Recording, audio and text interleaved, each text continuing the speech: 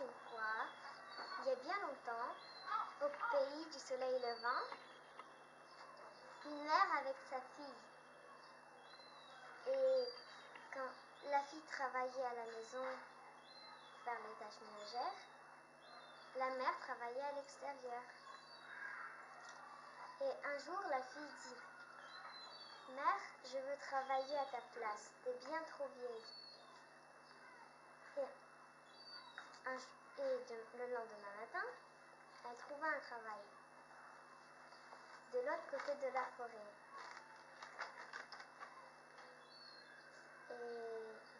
Elle regardait toujours un chêne à mi-chemin. Et d'un moment, elle commençait à se reposer au pied du chêne.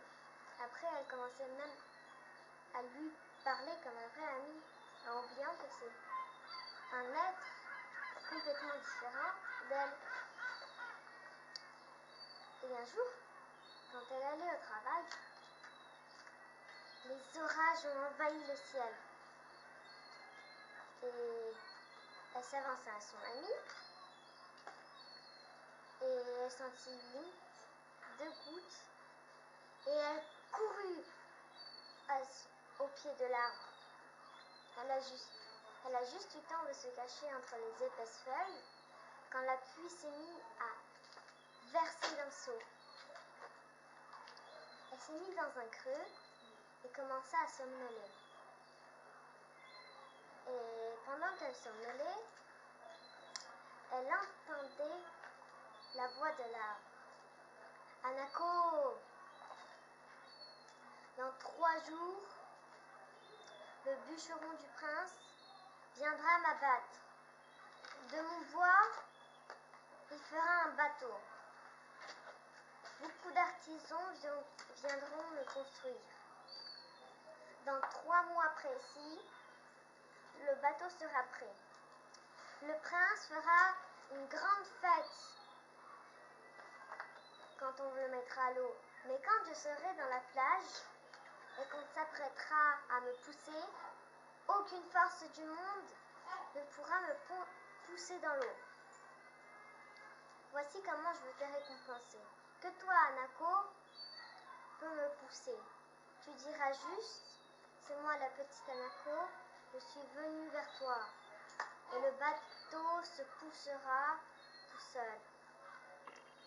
Et la voix de l'arbre se tut. Et comme par hasard, tous les nuages s'écartèrent. La fille se réveilla, regarda et continua son chemin. Mais qu'avait prédit l'arbre s'était passé. Elle était en route et elle vit la terreur. Le bûcheron était en train de couper les dernières racines. Elle s'approcha, elle regarda son ami et partit tristement la tête baissée. Et dans 3 mois précis, le prince a fait une grande fête pour le pousser à l'eau. Et quand l'homme qui devait pousser à l'eau s'apprêta, il n'arrivait pas. Il y avait d'autres personnes qui étaient venues l'aider. Rien ne s'est passé. Mais c'est avec des chevaux, encore rien. Et voici que le prince était devenu en fureur.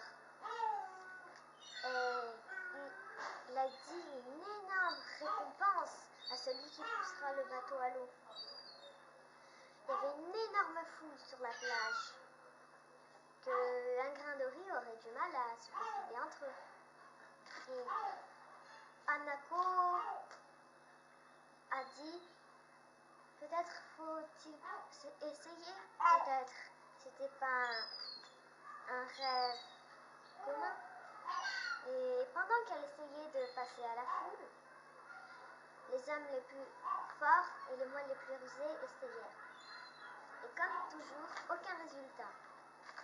Et enfin, elle a réussi à passer et demanda au prince: j'aimerais bien Essayez, prince, de pousser le bateau à l'eau.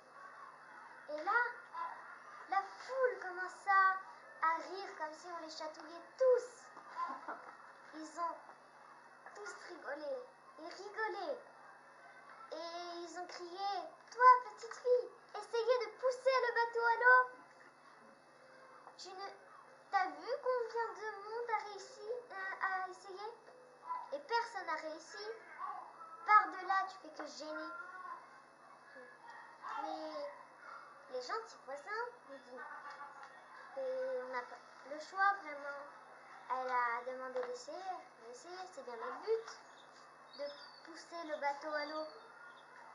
Et le prince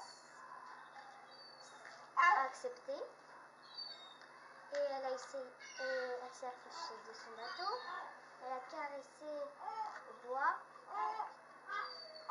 et elle a murmuré bizarrement. Et même si on tendait l'oreille à côté d'elle, on aurait du mal à comprendre. Elle a murmuré, c'est moi la petite Hanako, je suis venue vers toi. Et elle a à peine poussé que le bateau s'est glissé tout seul dans l'eau. Et là, tout le monde a crié, ils étaient joyeux. Et le prince a demandé quelle récompense voulait-elle. Elle a demandé tellement de pièces d'or que pendant toute sa vie, avec sa mère, ils vécurent heureux. Et cric et crac, et l'histoire est dans le sac.